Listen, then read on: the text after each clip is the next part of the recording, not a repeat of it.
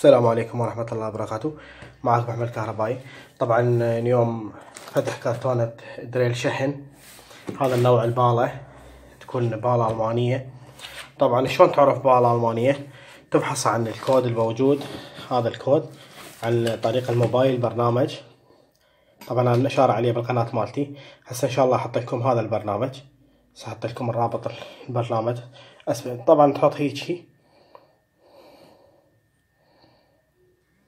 قرأ عندك ألماني.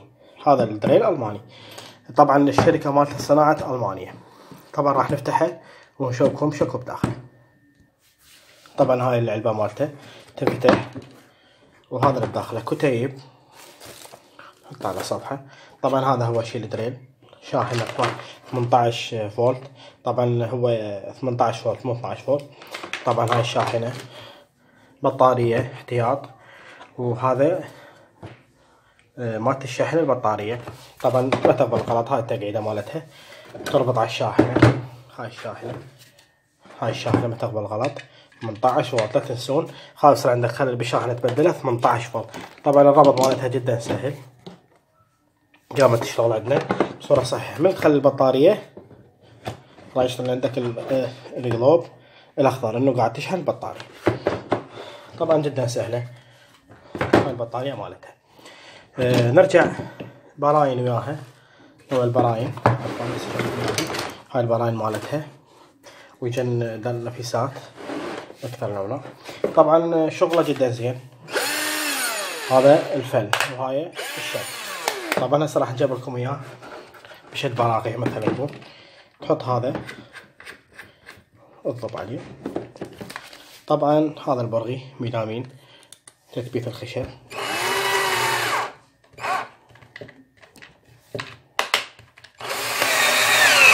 جدا شغله ممتاز. شوف هذا البرغي لا تريد تفل تغير على الاتجاه الثاني وتفل قاعدة. جدا سهل الفل مالته جدا سهل. طبعا يشتغل بارينة بس ما يكون ثقب قوي، المكانات اللي سهلة ان شاء الله.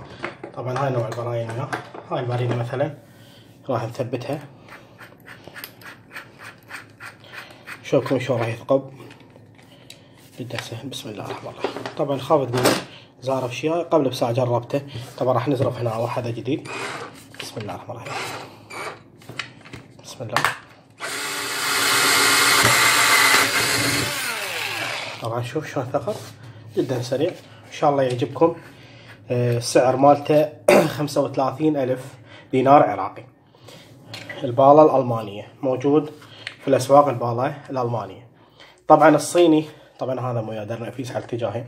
طبعا الصيني سعره 30، هذا 35، بس هذا ألماني. لأن الصيني مدة وينتهي البطارية مالته أو الشاحنة. هذا إن شاء الله يعجبكم.